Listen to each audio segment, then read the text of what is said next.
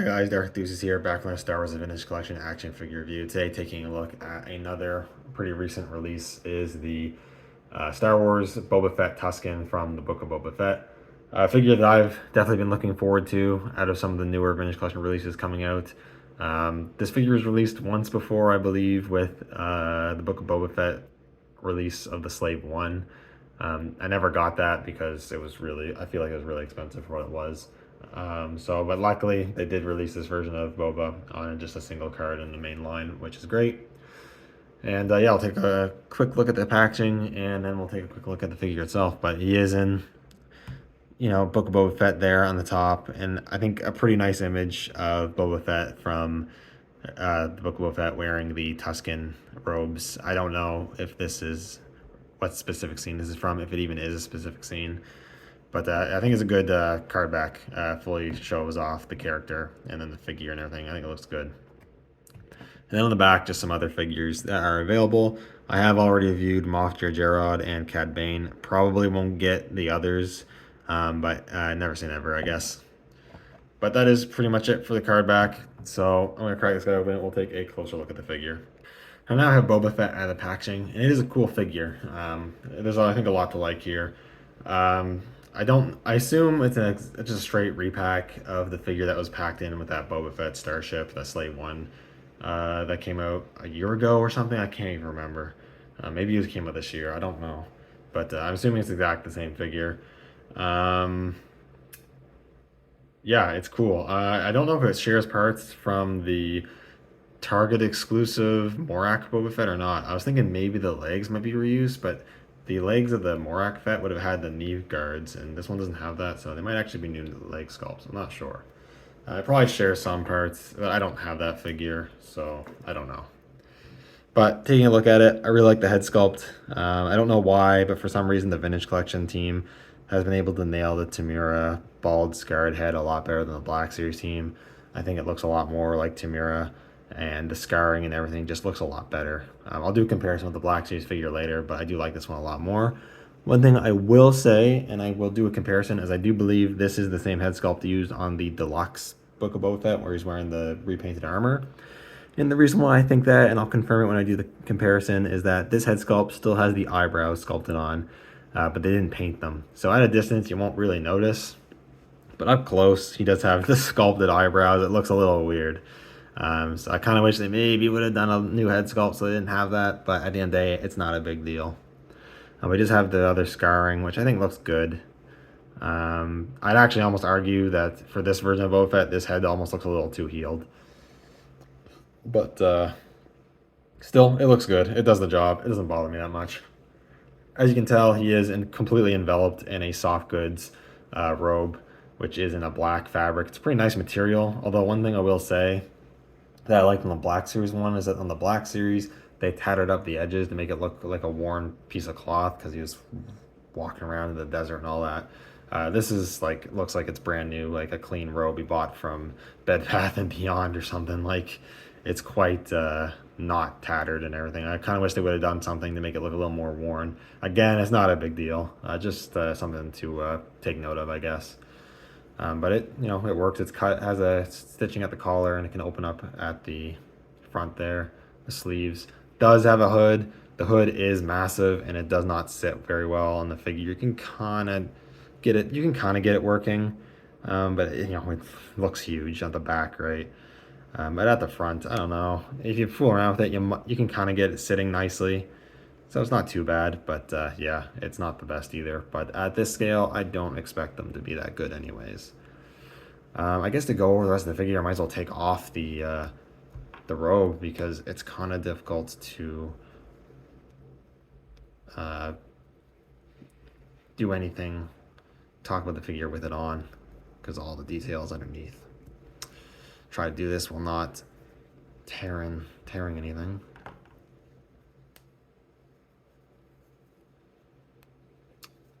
We'll fumble with that robe later, but we'll just keep it on for the rest of the review. Pop the head back on. That was pretty easy to get off, so that's nice. And you get a better look at the detail underneath. He's got the shirt on and everything. Interestingly enough, they have like the I don't know what you call this, like the spot where he put his arm through for the sleeves, I guess.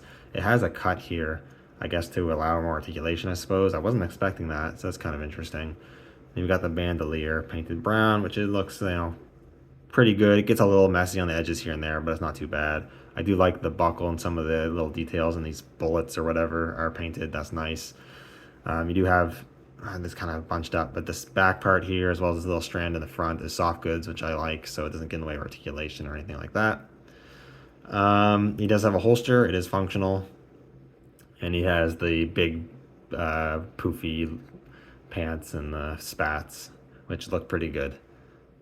So yeah, it's a good looking figure. He even has a little bit of paint on the fingers as well as on the parts of the glove there. You see a little bit of the armor plate there. That's pretty nice. I wouldn't have really expected all the paint in the gloves there, so that's cool. But yeah, that's pretty much all to talk about detail wise. It's a good looking figure. I like how it looks. I'm a big fan of that. Articulation wise, you do have the dumbbell joint. He looks down actually quite a bit, looks up a fair amount, pivots a lot, and rotates. Hinges of the shoulders move quite far out, and they rotate all around. These do get out of the way of the soft plastic. Single hinges in the elbows move quite far in, which is nice. Swivels at the wrist, as well as hinges that go up and down on both hands. Torso joint goes back a lot. Crunches forward a decent amount. Pivots quite a bit, and it rotates. Hip joints, they kick out a decent amount. They split out good. Swivel cut at the thigh. Single hinge at the knee that goes about 90. Hinges out a lot for the ankle. Doesn't hinge forward nearly as much, and then you got ankle rocker for pivot. So he's got pretty good articulation to work with. You'll get a lot of the poses that you want out of this guy. In terms of accessories, aside from I guess the soft goods robe, if you want to count that, he does come with the pistol. That is gray plastic with a little bit of brown for the grip. And I guess you can hold it. He never, as far as I can recall, he never used the pistol when he was wearing the robes. But you can have him hold it and do whatever you want with that. But it can slot in the holster. It goes in nice and securely, and it will probably stay there forever now. I don't plan to ever display him with a pistol, but it's nice that you get that. He also comes with the cycler rifle, which is a unique new sculpt, I believe, aside from the release that came with the slave one. It's nicely sculpted, has a nice paint apps. It's molded in brown with some gold paint and then a little bit of like gunmetal-y color for the scope. It's also made of a more rigid, it's like it has enough flex where it won't snap, but it's still a more rigid plastic than I was expecting, which is good. That's a good thing. He does luckily have the the wrist articulation to allow for hopefully decent posing with this. I'll try and get him in a aiming pose. I don't know how easy this is gonna be.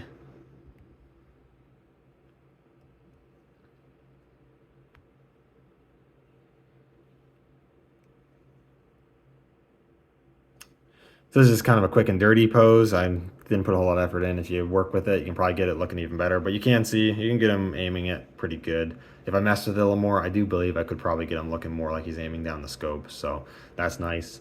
It also has the little strap or whatever. So you can actually sling that around his shoulder if you want. And it has enough room where even if you have the soft goods robe, I believe you could store that. So that's good.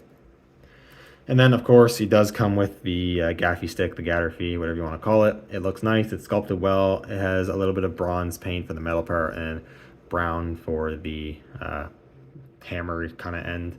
And then it does have a little elasticy string, so you can also do the same thing and sling that over his back should you want to do that. And it works. That works out perfectly well. But, of course, he can also hold it, and it's probably the accessory I will display him with. So yeah. So overall, very cool. It comes with all the accessories he needs to come with. He looks good. He articulates well. I have no real complaints. It's a great release, and it gets the look down pretty pat. It looks good. I'm definitely happy with this one. I will do some quick comparisons, I guess, first off, with just some TBC figures. Here he is with the Tusken Warrior that was released earlier this year. They look good together.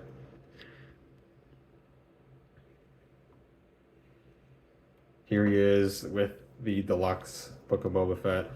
Boba Fett from last year.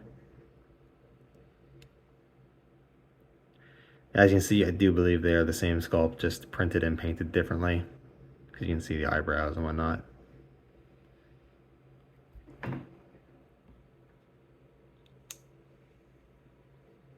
And then here she is with the Black Series figure.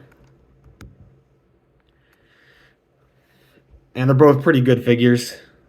But I definitely like the Vintage Collection one's head sculpt a lot better. I don't know what they were doing with some of the recent Tamura sculpts for the Black Series, but they all suffer from the glossiness, the glossy face. And also the Black Series one, they kind of put like this white smudging, I assume, to simulate the burn scarring and whatnot.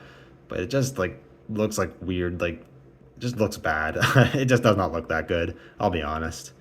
The 3 orange one looks a lot better. One thing I will say though is that the Black Series robe does have the tattering, like I mentioned. I think that looks really nice. But then on the flip side, the Black Series robe, as well as the coloring of the plastic parts of the robe and whatnot, are in a really dark brown instead of a black, whereas the Vintage Collection is clearly a black. I do prefer the black. I believe the black is more accurate because in the show, anytime I watch or see pictures, it looks like the robes were black, not this not this dark brown. I have the Hot Toys figure; it's black as well for the most part. So I do wish kind of the Black Series had that going for it, but not a big deal. But yeah, overall, great release. If you collect the Vintage Collection figures and you're collecting Book of Boba Fett figures, I definitely recommend this figure. Definitely one of the better TVC releases of the recent months. So yeah, solid release. Anyways, thank you guys so much for watching. Let me know what you think down in the comments below, and I'll see you all in the next video. May the Force be with you.